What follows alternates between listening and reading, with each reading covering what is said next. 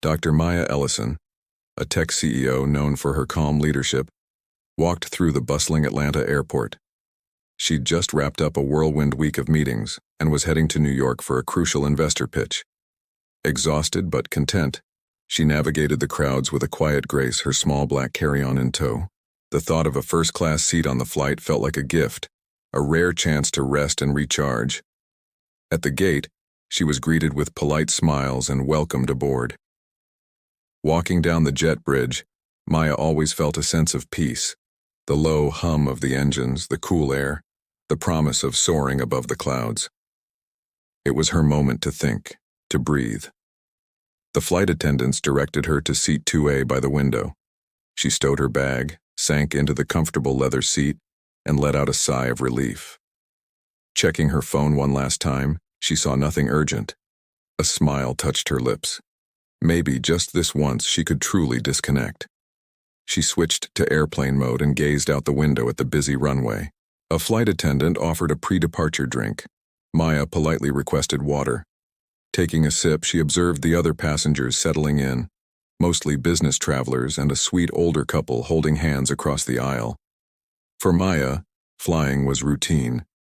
She'd traveled the world for her company, encountering all sorts of people. Her philosophy was simple: stay calm, be patient, and show respect. She leaned back, closing her eyes, reflecting on her journey from a young girl with a dream to a successful CEO. She had overcome doubt, unfairness, and loneliness, turning every obstacle into a source of strength. She was proud of the leader she had become and wanted to continue making her team proud. The captain's voice came over the speakers, announcing their imminent departure. Maya adjusted her scarf, took a deep breath, and mentally rehearsed her New York presentation. Just then, a shadow fell over her. Someone had stopped right beside her seat. She didn't look up right away, assuming it was just another passenger. But a subtle shift in the air, a feeling of unease, began to creep in. In that moment, the cabin was still a picture of normalcy. The engines hummed, the flight attendants moved with practiced efficiency, and Maya was lost in her thoughts, watching the morning light paint the clouds gold.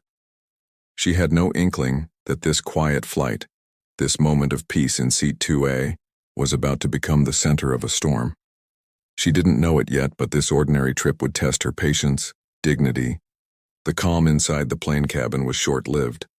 Passengers were still finding their places, stowing bags and settling in, when a man in a crisp white shirt and dark jacket stopped right beside Dr. Maya Ellison's row. His expression was firm, almost annoyed, and he looked directly at her. Before she could even offer a hello, his voice cut through the cabin's soft chatter. "You're in my seat," he said sharply, his tone sounding more like an order than a statement.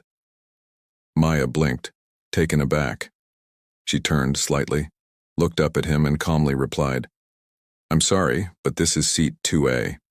That's what my ticket says." She reached into her handbag for her boarding pass, offering it to him politely. The man didn't even glance at it. Instead, he let out a small, impatient laugh as if he couldn't believe her. "No, 2A is mine," he insisted. "I always book this seat when I fly. Maybe you made a mistake." His voice wasn't just confident, it was dripping with entitlement. Maya kept her composure. She was used to handling tense situations in boardrooms, but this felt different, more personal. She held up the boarding pass so he could clearly see her name and seat number. "It seems we both have the same seat," she said softly. "I'm sure the crew can sort this out." The man sighed loudly, rolling his eyes. Nearby passengers started to glance over, sensing the uncomfortable shift in the cabin's energy. A flight attendant, a young woman with a neat bun and a practiced smile, noticed the commotion and hurried over. "Is everything all right here?" she asked kindly, her eyes shifting between Maya and the man. "This woman is sitting in my seat," the man declared before Maya could even speak. "I've flown this route dozens of times and I always sit here." Maya calmly handed her ticket to the attendant. "I believe there's been some mix-up," she said. The attendant glanced at the ticket, then at her tablet, her eyes moving quickly. "It looks like seat 2A is assigned to Dr. Maya Ellison," she said carefully, then turned to the man. "Sir, may I see your boarding pass as well?" He hesitated for a moment, his face stiff with annoyance, before pulling his ticket from his jacket. The attendant checked it and frowned slightly. "Sir, you're actually assigned to 3A, she said gently. "This seat belongs to Dr. Ellison." There was a long pause, long enough for everyone nearby to hear. The man's jaw tightened. He looked at Maya as if he couldn't believe it. "That's not possible," he muttered, his voice dropping but still full of irritation. "I always sit here." Maya offered a polite smile, hoping the situation would end. "It's okay," she said quietly. "I'm sure you'll be comfortable in your seat." She started to turn back toward the window, ready to close the moment with grace. But the man didn't move. He stepped closer, invading her personal space. "Look," he said, lowering his voice. "Maybe you got an upgrade or something, but this seat isn't for you." The words came out cold, implying she didn't belong. The flight attendant's eyes widened. "Sir, please, take your assigned seat," she said more firmly. He ignored her. A few rows back, a passenger quietly took out his phone. The situation was no longer private. It was becoming a public scene. Trying not to escalate, Maya spoke softly but evenly. "Sir, I paid for this ticket just like you did for yours. Let's not make this harder than it needs to be." Her calmness only seemed to irritate him more. His face flushed red. "You don't understand," he growled. "I've earned this seat." The words hung in the air, heavy and strange. It was no longer about a seat. It was about pride, ego, and prejudice. The attendant tried again, her tone now strictly professional. "Sir, if you don't sit down, I'll have to call the cabin supervisor." But before she could move, the man leaned forward, placed his hand on top of Maya's seat, and announced loudly, "I'm not moving. This is my seat." Then he dropped into the empty seat right beside her.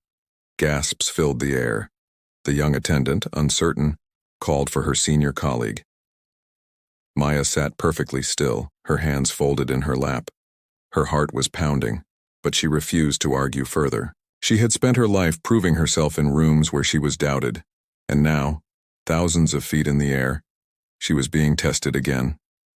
Within minutes, the senior flight attendant arrived, her eyes sharp and professional. She quickly understood the gravity of the situation.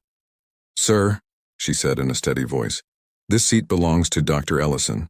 Please return to your assigned seat immediately." The man crossed his arms and said nothing. The cabin fell silent as the captain was notified. Maya breathed slowly, her dignity unshaken. She had no idea that this man's refusal to move would bring the entire flight to a halt, but with eyes watching and cameras recording, she knew one thing for sure. The truth was on her side.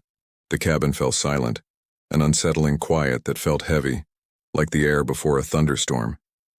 Every passenger could feel the tension. I sat perfectly still in my seat, my hands resting in my lap. My heart was racing, but my face remained calm. I could feel dozens of curious eyes on me. Some people whispered, others sneakily held up their phones to record. The man beside me, still occupying the seat that wasn't his, crossed his arms defiantly. His jaw was set, his eyes fixed forward as if nothing was wrong. His whole attitude just screamed arrogance. He wouldn't even glance at me, acting as if ignoring me would make me disappear. The senior flight attendant stood over us, her voice polite but firm. "Sir, we've confirmed that this seat is not yours," she said. "We need you to move to your assigned place now." He didn't respond, just shifted in his seat, pretending not to hear.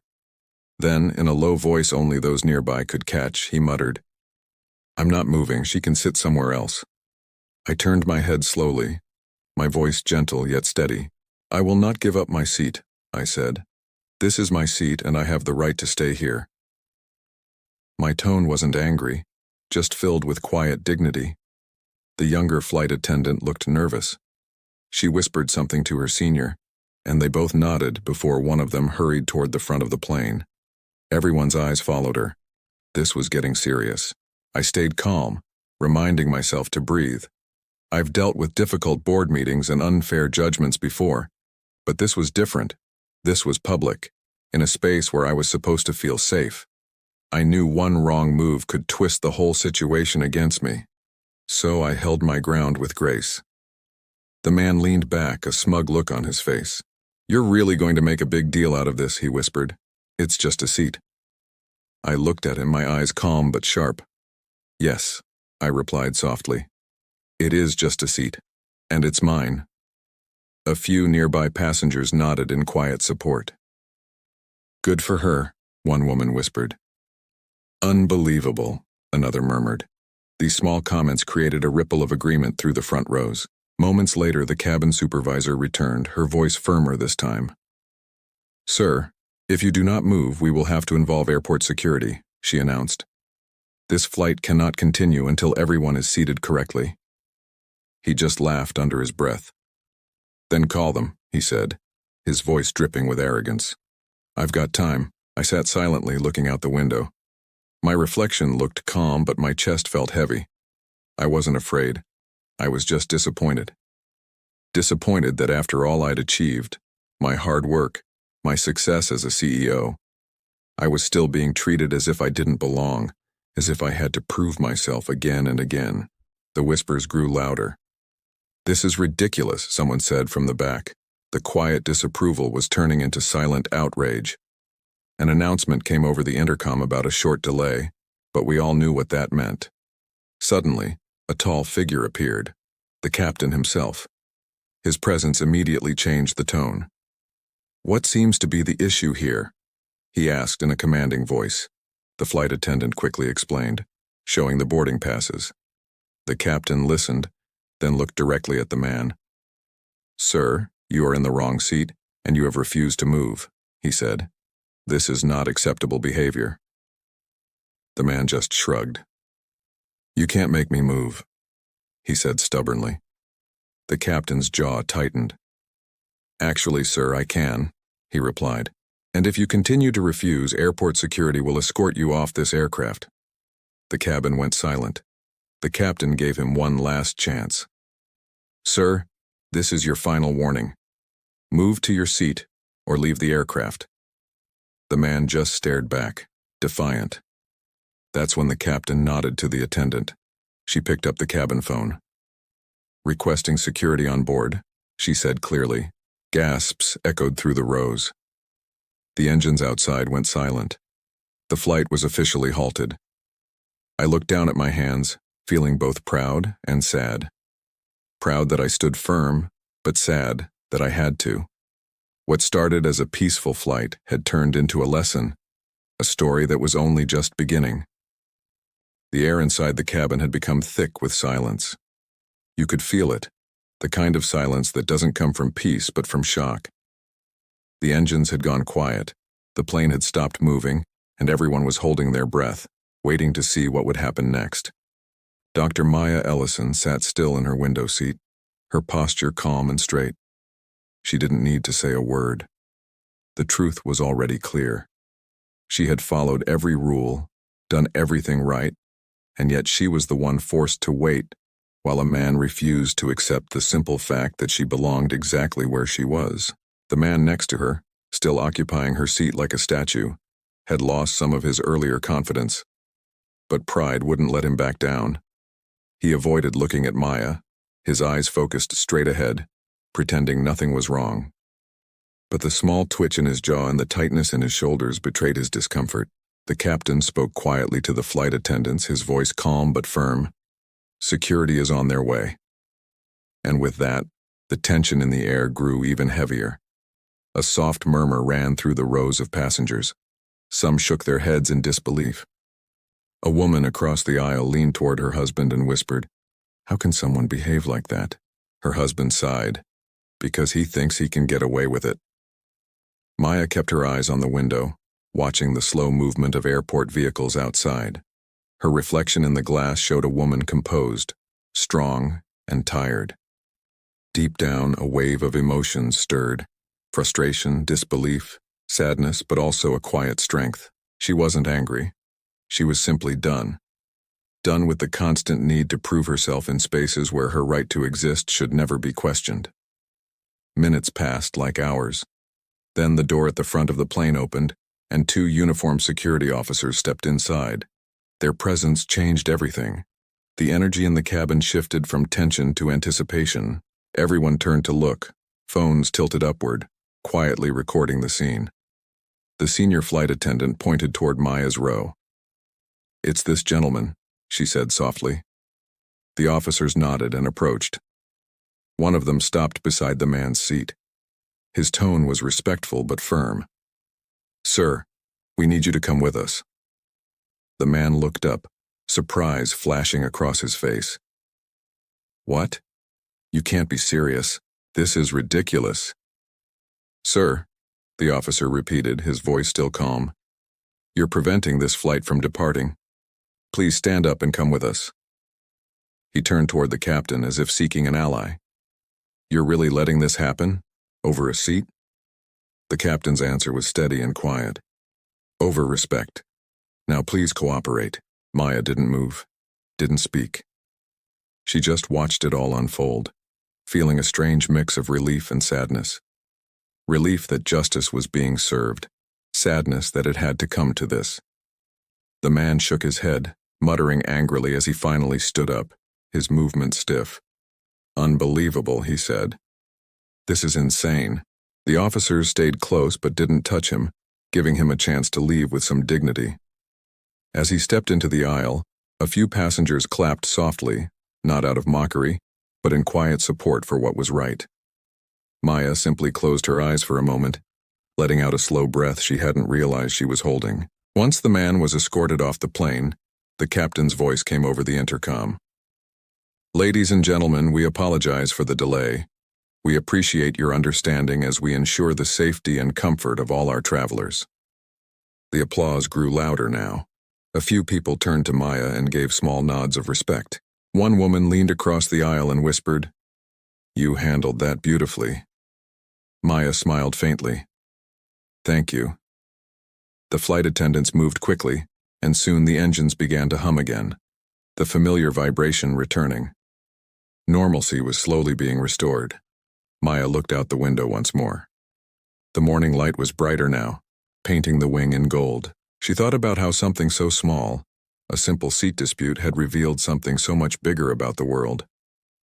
It wasn't just about a seat on a plane. It was about respect, fairness, and dignity. She thought of all the times she had stayed quiet in the past, choosing peace over confrontation. But this time she hadn't backed down. She knew that if she had given up her seat today, she would be giving up something far more important: her voice. As the plane finally lifted off the ground, Maya felt both light and heavy. Light because the tension had passed, heavy because she knew this moment would stay with her forever. She leaned back in her seat, watching the clouds rise beneath her. Her reflection was still there, calm in the window, and she whispered softly to herself, "You did the right thing." Outside, the sky stretched wide and open, endless and free. And somewhere deep inside, Maya felt that same freedom begin to grow within her, quiet, powerful, and unstoppable. The engines began to hum again, a low, steady sound filling the silence left behind. The man was gone, escorted off the plane by security, but the memory of what had just happened still hung in the air like a shadow. Passengers were whispering, their voices mixing with the mechanical thrum beneath their feet. I sat quietly in my seat, staring out of the window. The sunlight had shifted, pouring through the glass in warm stripes across my face. On the outside, I probably looked calm, but inside, I felt a strange mix of emotions: relief, exhaustion, and something deeper, something like sorrow. The flight attendants moved through the aisles, trying to bring normalcy back to the cabin. Their smiles were polite but slightly forced. We were all pretending that things were fine, but we all knew they weren't. After a few minutes, the captain's voice came over the intercom. "Ladies and gentlemen, thank you for your patience. We had an unexpected situation, but it has now been resolved. We'll be taking off shortly." His voice was professional, but I could hear a subtle warmth in it, a quiet respect for what had just occurred. I adjusted my seatbelt, my fingers trembling slightly. I wasn't nervous anymore. I was thinking about how something so small, so ordinary, could so easily become a fight for dignity. I wasn't angry at the man anymore. I was tired of what he represented. that quiet, poisonous sense of superiority some people carry without even realizing it. The plane began to move, slow at first, then faster. The engines roared, and with a soft lift, we were in the air. The airport shrank below us like a tiny toy city, and clouds rose ahead like soft, white mountains. I leaned my head back and closed my eyes, letting the vibration of the plane calm my nerves. A soft voice interrupted my thoughts. "Ma'am, are you all right?" It was one of the flight attendants, the younger one from earlier. Her expression was so gentle and concerned. I smiled faintly. "I'm fine," I said, "just a little tired." The attendant nodded, then whispered, "You handled that so gracefully. I don't think I could have done the same." My smile deepened. "Sometimes silence speaks louder than shouting," I said quietly. "You just have to choose which one the moment deserves." She nodded thoughtfully before walking away, her eyes shining with admiration. As the flight continued, I could feel passengers glancing toward me now and then, some with soft smiles, some with small nods of respect. No one spoke directly, but the air felt different. It wasn't heavy anymore. It was lighter, like the calm after a storm. After a while, a man sitting across the aisle leaned toward me slightly.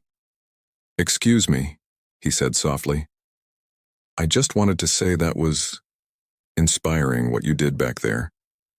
I looked at him surprised. "Thank you," I said simply. He smiled. "Most people would have just moved. You didn't," he said. "You stood your ground and you did it with class." I nodded, my voice low. "I didn't want to fight," I said. "I just wanted to be treated fairly." The man nodded firmly. "And you were right to expect that." I turned back to the window, my reflection peaceful now. But behind my calm eyes, thoughts swirled. I wondered how many others had faced similar moments, in boardrooms, in stores, in quiet corners of the world. Moments where they had to decide whether to speak or stay silent, whether to hold their ground or step aside to keep the peace. The flight continued smoothly, but I knew the story wouldn't end here. I'd noticed a few phones recording earlier. I knew the internet had a way of finding moments like this and turning them into something much bigger. But I wasn't thinking about fame or attention. I was thinking about what my grandmother used to tell me. When you stand tall, you don't just stand for yourself. You stand for everyone who couldn't. As the flight attendant served drinks, I heard whispers from the back. "It's already online." Another replied, "It's everywhere." I didn't need to ask what they were talking about. I just looked out the window and smiled softly to myself. The captain announced our landing time, and passengers began to relax. For me, nothing about this flight was ordinary anymore. I leaned back, closed my eyes, and whispered a small prayer of gratitude, not because I'd won an argument, but because I had remained true to myself. I hadn't let anger win. And as the plane glided through the open sky, I realized something simple and powerful. Sometimes the quietest moments of strength become the loudest stories in the world. I didn't know it yet, but when we landed, my name, my face, and my story would be spreading everywhere, not as gossip, but as a symbol of calm courage. A reminder that respect isn't asked for. It's earned and deserved. I opened my eyes again, looking at the endless blue, and for the first time that day I smiled, a soft, real smile, knowing that even in the sky I had kept my ground. When the plane finally touched down in New York, the passengers clapped softly. It was a sound that usually meant relief, but this time it carried something more. Quiet respect. Dr. Maya Ellison smiled faintly, fastening her seatbelt as the plane slowed. She could feel the eyes of a few passengers on her, gentle looks, grateful looks, the kind people give when they've witnessed something important. The moment the seatbelt sign went off, phones came back to life and a soft buzz filled the air. Whispers, messages, notifications, videos. The new language of the modern world. People were already sharing what had happened. Maya didn't need to check her phone to know the story had spread beyond the cabin. She could feel it like ripples moving outward from a single drop of water. She took her time gathering her things, calm and unhurried. The flight attendants smiled at her as she passed. One of them even whispered, "Thank you for your grace." Maya smiled back and said softly, "You handled it with kindness.